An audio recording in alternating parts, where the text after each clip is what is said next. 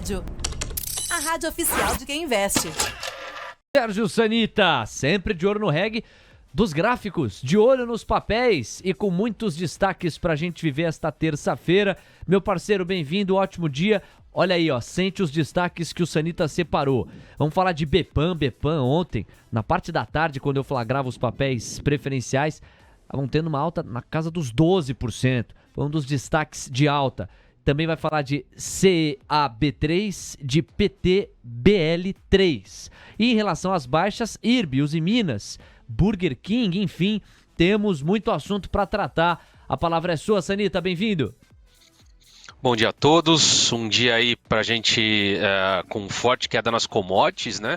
O que ajuda aí especialmente o mercado interno, né? A gente tá vendo um arrefecimento da inflação e commodities para baixo ajudam aí nesse cenário de recuperação de mercado interno, que é o que a gente tá vendo melhor assimetria, né?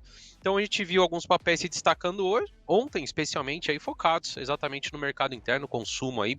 Então a gente viu ontem Bepam subindo quase 11%, 10,74%.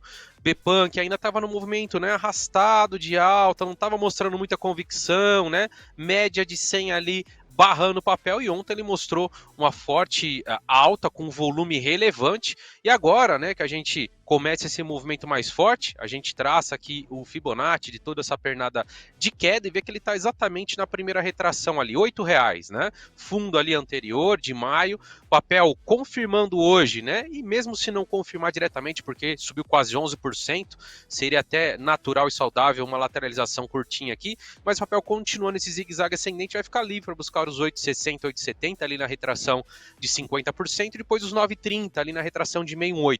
No meio do caminho vai ter a média de 200 que hoje passa na faixa dos R$9. Dos 8 para os 9 já tem upside relevante aí, onde se encontra a média de 200, acredito que o papel agora comece a trazer uma reação mais forte, né? O papel ficou atrasado em relação a outras empresas do mercado interno. C&A, setor aí de varejo, né? Vestuário, ontem também mostrou uma forte alta de quase 7%.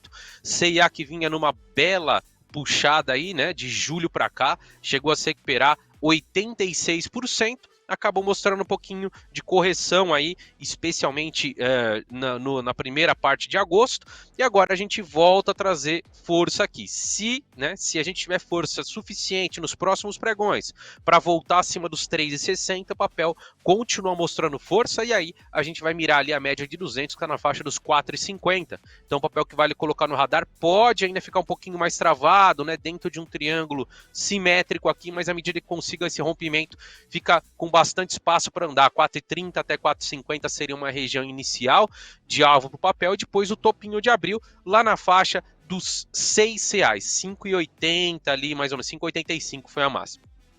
E o terceiro destaque de alta de hoje foi Porto Belo, né? De ontem, na verdade, a gente teve uma alta também relevante no papel de 5% aí. O papel já está chegando ali no seu topo de abril, né? Topo de abril e topo de dezembro do ano passado. Ou seja, o papel já está zerado aí no ano, mostrando muita força. O papel que saiu ali de um patamar do final de dezembro, início de janeiro, de R$10, 10 e pouco, e veio bater aí 5,80. E agora o papel volta para esse patamar dos R$10. Rompendo aqui, o papel fica livre para trazer uma alta mais relevante, uma tendência mais forte, e aí a gente vai começar a mirar ali no topo de agosto de 21, onde o papel chegou a bater R$13,90, e o último nível ali, máxima histórica do papel, ali na faixa dos R$18, né?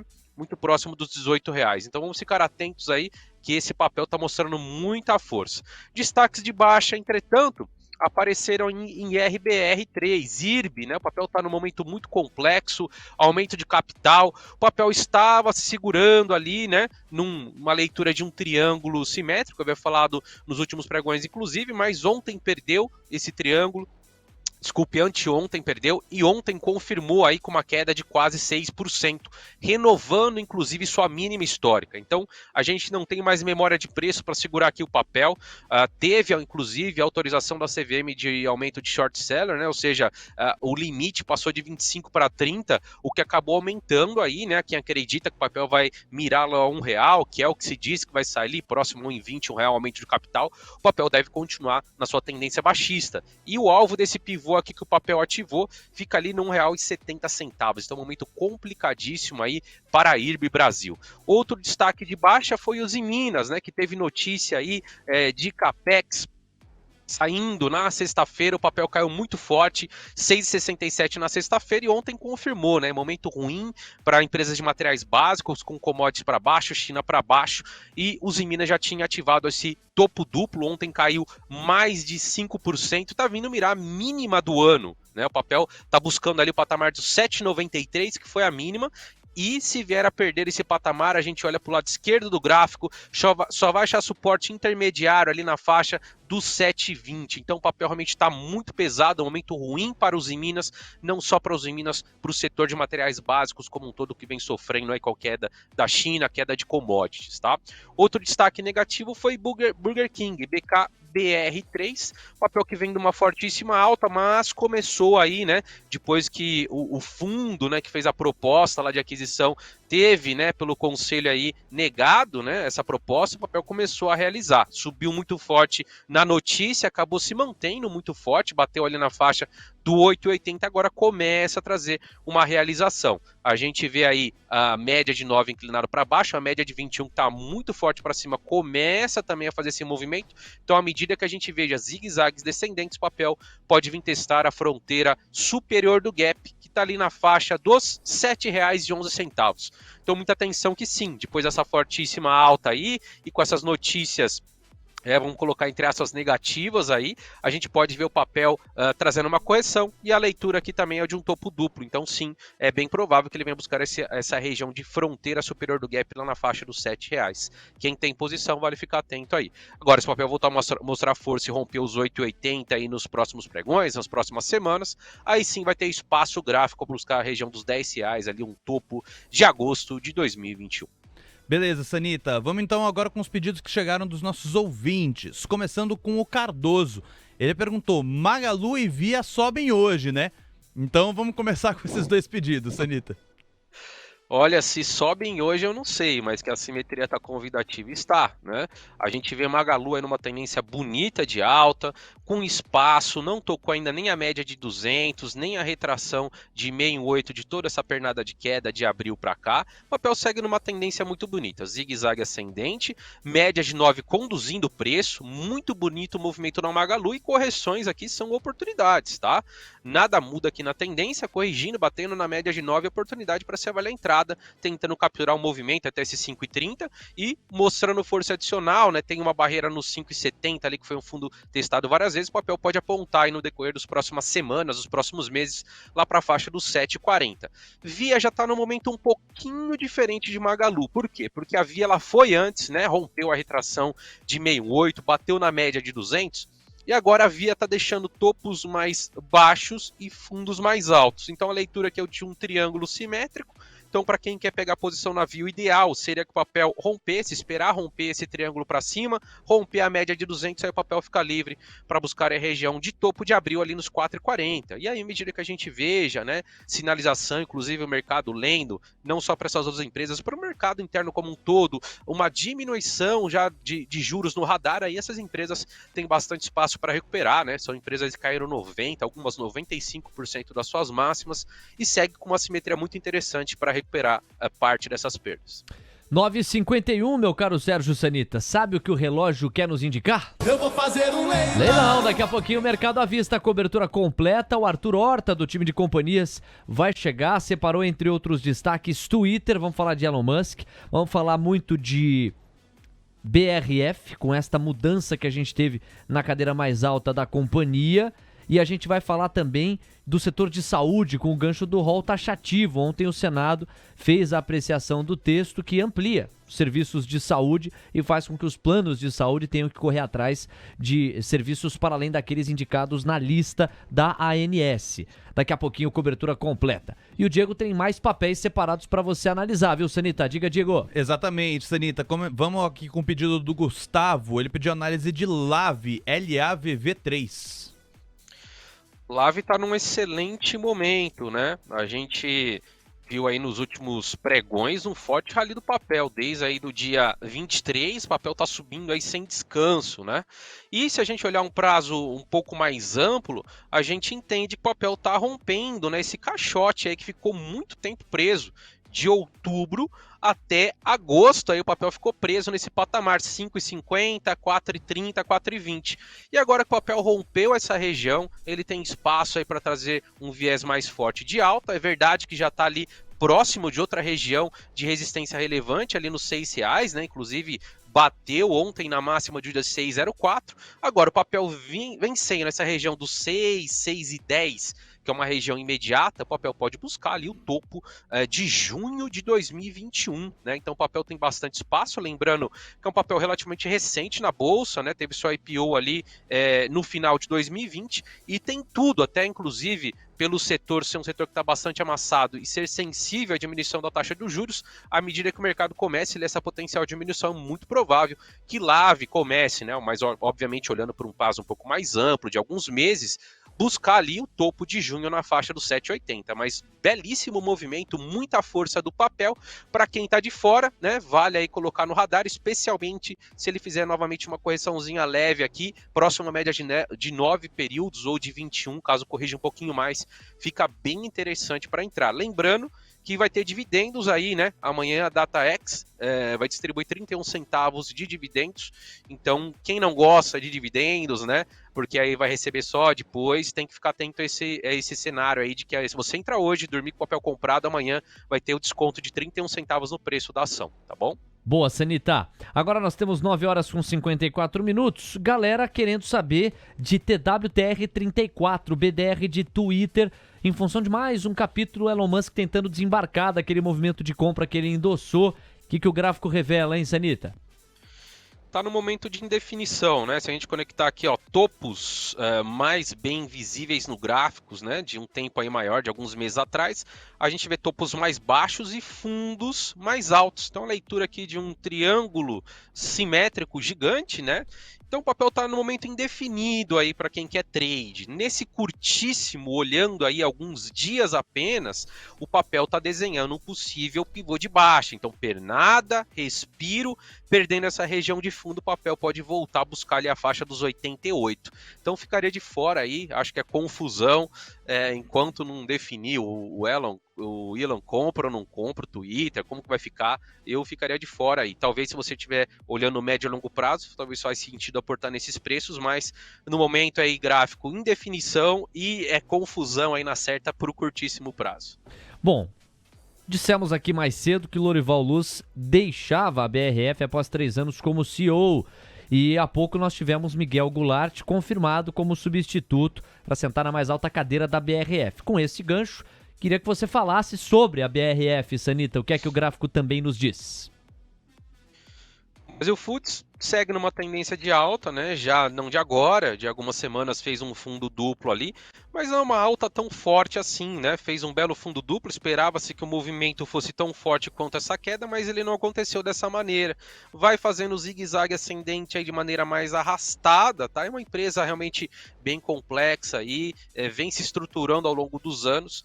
E a gente vê, no gráfico diário fica muito claro, né? A média de 200 aqui ó, como uma resistência e a média de 50 como suporte. Então, se eu tivesse de fora do papel, esperaria o rompimento de uma dessas médias para tentar avaliar uma entrada aí, né, long na compra no papel, tentando capturar um movimento ali até os 19,60, tem um gap ali para cima nos 21,5, tem potencial para ir lá. Contudo, no curtíssimo, se perder essa média de 50, pode começar um viés mais baixista, voltando a buscar a faixa dos 14,20. Então, de novo, né, como eu citei do Twitter, eu ficaria de fora da confusão aí até que o papel mostrasse graficamente um momento mais forte. Então, esse momento seria o rompimento da média de 200 períodos ali nos 17,5, e aí nesse contexto, sim, acredito que o papel tem espaço para buscar ali R$20 a R$21,5 a região de gap. Olha, o Dan Siqueira, só em prol da precisão aqui, ele também fala de Marfrig. Afinal de contas, a movimentação esperada é de saída da Marfrig para a Olha, a gente falou aqui da BRF E eu só queria lembrar que o frigorífico controlado por Marcos Molina vai passar a ser comandado por Rui Mendonça Júnior, que trabalha na Marfrig desde 2007. Isso porque o Miguel Goulart renunciou à presidência da Marfrig para assumir a BRF. Então, para a gente fazer a história completa, Marfrig no gráfico, Sanita. Bom, Marfrig sofreu bastante nos últimos meses, né? E agora vem mostrando uma reação. A gente tem uma leitura aí de um padrão de reversão que a gente conhece como o ombro, cabeça, ombro invertido. O papel andou, especialmente no começo aí de agosto, né? Uma bela puxada, veio bater na média de 100 e tá brigando ali com essa média de 100. Já vem alguns dias mais fraquinho, né? Movimento aí com pouco volume, pouca movimentação, mas a tendência ainda é de alta. Precisa respeitar a média de 21 que tá subindo como suporte e fazer um movimento aqui de pivô. E aí nesse cenário a gente pode ver o papel voltando a buscar a região dos 15,5, 16 reais e depois vai ter espaço para a média de 200 mais para cima ali nos 17,30. Vale colocar no radar esse cenário, só para a gente fazer uma projeção aqui do pivô, potencial pivô que pode se formar se o papel realmente achar fundo aqui, ó, exatamente ali o alvo nos 17, tá? Então vamos ficar atentos aí, se o papel respeitar a média de 21 pode dar uma boa entrada, uma relação risco-retorno interessante, porque é um stop aí relativamente pequeno, né, para você tentar pegar uma pernada rumo à média de 200, eu acho que vale colocar assim no radar.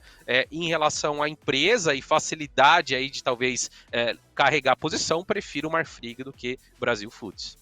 Vamos lá com outros pedidos aqui na Station e também no WhatsApp, porque pediram os mesmos papéis aqui, viu, Sanita? O Wellington no nosso WhatsApp e o Max Viana no nosso chat da Station pediram análise de Sequoia e de Suzano. Então vamos com essas duas. Sequoia trouxe uma bela recuperação, né? Uma empresa de logística que fornece para o varejo. O varejo estava em forte baixa, ela também, né? Atingiu mínima histórica e de lá para cá teve uma bela recuperação. Teve uma recuperação aí de 75%. Chegou ali numa região de topo, né? Na faixa dos R$8, está com dificuldade ali para vencer essa região. Se vencer, vai ter espaço para buscar a média de 200, contudo, nos R$10,20.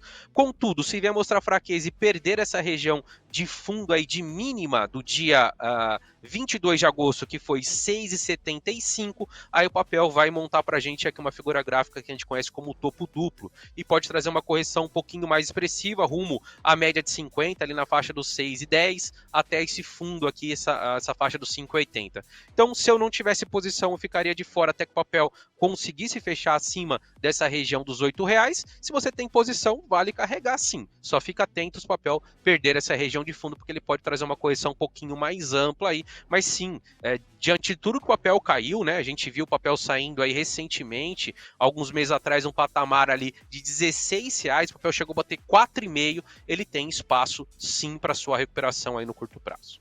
E aí o outro papel de Suzano, né? Isso, Suzano. Suzano segue num momento bem fraco, né? Commodities como um todo, numa tendência de baixa, e Suzano não é diferente. A gente lê o papel aqui, ó, fácil de ler aqui no gráfico, um canal de baixa muito claro, e o papel segue fazendo topos e fundos mais baixos. Vem numa pernada aí relevante de queda, desde o seu topo aqui, ali na faixa dos 51,70. O papel já atingiu ontem aí 45,12, chegando numa região de suporte ali de final de junho, na faixa dos 45, e a mínima do movimento aqui de julho foi 43,5. É uma região muito importante de suporte para o papel. Se vier a ser perdida, esses 45 a 43,5, a gente só vai encontrar suporte aí mais relevante para Suzano ali na faixa dos 40,5, R$40.